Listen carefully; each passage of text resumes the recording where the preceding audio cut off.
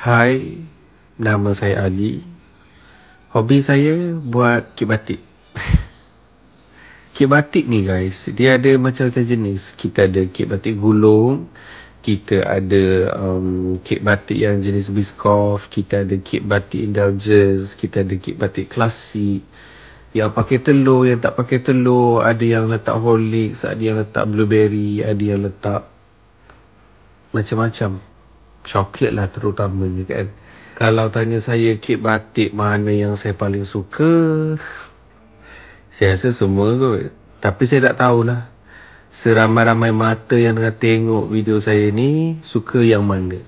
Adakah anda suka yang kek batik klasik, kek batik asli, ataupun kek batik yang ada cheese dan coklat, ataupun matcha, ataupun Biscoff, ataupun yang jenis gulung dalam dia ada cheese, ataupun yang jenis Horlicks, yang jenis blueberry. Cuba komen.